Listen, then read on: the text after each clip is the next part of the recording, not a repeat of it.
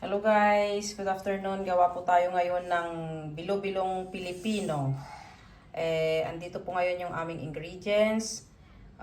Langka. Tapos ito yung kamuting kahoy. Kinat na namin. Tapos ito din yung kamuting baging.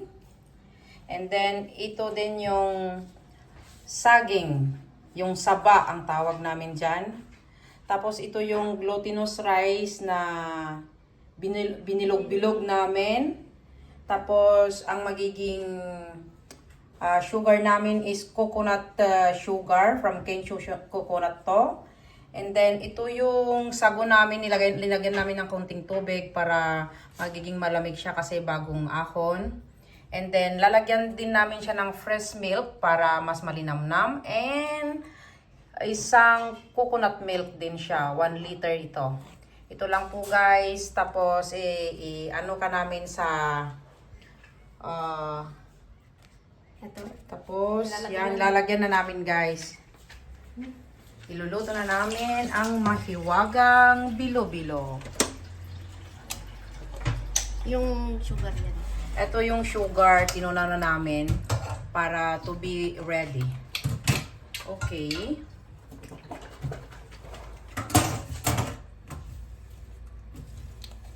Ilalagay namin yung coconut milk para mas malinamnam. Inuuna namin yan.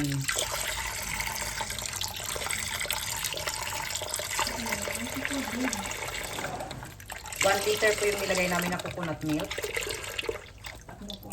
para mas masarap, malinamnam at malasa. Panalo to. This is our own version na gagawa ng bilo-bilong Pilipino. Ilocano version.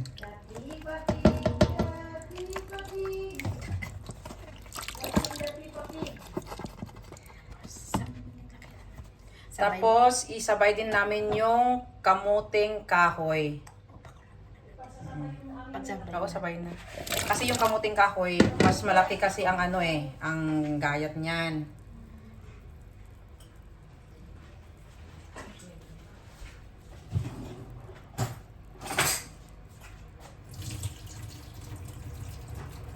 Tapos, isunod din namin yung sago.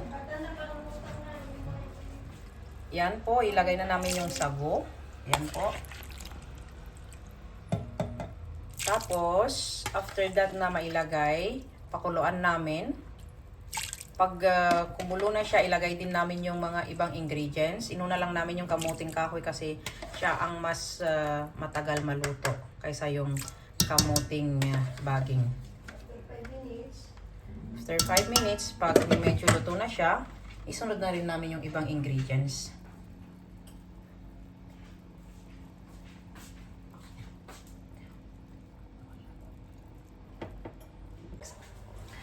Okay guys, dahil kumulo ng 5 minutes at medyo lumambot na po yung kasaba, isunod na po namin yung kamuting baging at saka saging. Yan na. Yan yung kamote. At saka yung saging, yung saba sa tawag namin yan. Kasi maraming saging ibig sabihin. Basta yung saging na ito is yung saba. Okay guys, haluin lang natin para hindi dumikit sa ilalim. And after siguro 5 to 10 minutes, ilagay namin yung iba pang ingredients. Okay guys, ilagay na rin namin yung last na ingredients, yung glutinous rice. Ito po siya.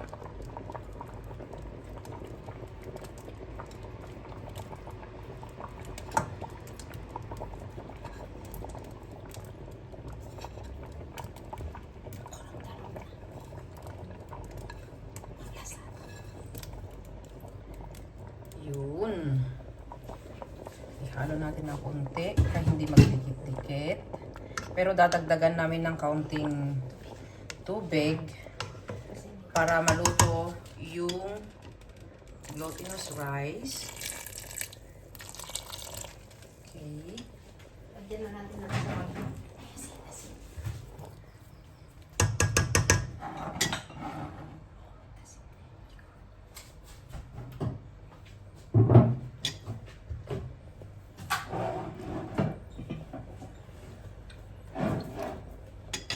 Pag pumaibabaw na yung yung glutinous rice, guys, ibig sabihin luto na siya, ready na. Ang sikreto para sumarap, lagyan mo ng konting asin, yun lang. Pag gumagawa po kayo ng kahit anong sweet, lalagyan nyo lang siya ng kaunting asin para mas yung tamis at saka alat niya is doon siya mag-mix, masarap ang nun, kinalabsan. Tapos after that, ilagay na namin yung ito po, yung jackfruit or langka. Ripe fruit po yan, ripe na siya. Okay. Wow. Panalo to. Panlasang Pinoy. Okay. At the last, guys, yun na lang ang ilalagay namin, yung milk. Yung fresh milk, ito. Ito yung pinakalas mamaya. After na maluto yung glutinous rice, yung fresh milk ang ilalagay po namin para mas malinamnam, malasa at lasang-lasa. Ngayon, guys, lalagay na namin yung fresh milk. At the end, kasi luto na po yung glutinous rice. Diyan siya, oh. Luto na po siya, kaya lalagay na po namin yung last ingredients na fresh milk to be tastier. Okay, half lang po doon sa 1 liter pack of fresh milk. Okay guys, pag kumulo na po siya, magiging okay na, ready to eat na. Guys, thank you for watching Dyna Vlog 82. Sana po wag kayong magsawang panoorin. At kung baguhan po lang po kayo, don't forget to click the bell button para notify po kayo sa lahat ng aming iba-vlog. Please don't forget to click and subscribe. And share na din po. Maraming salamat sa sunod na rin po naming pagbablog. Salamat po. Ito po yung ginitang bilo-bilo sa Filipino style po. Salamat po. Please don't forget to subscribe. Dyna 82 Vlog. Bye-bye po.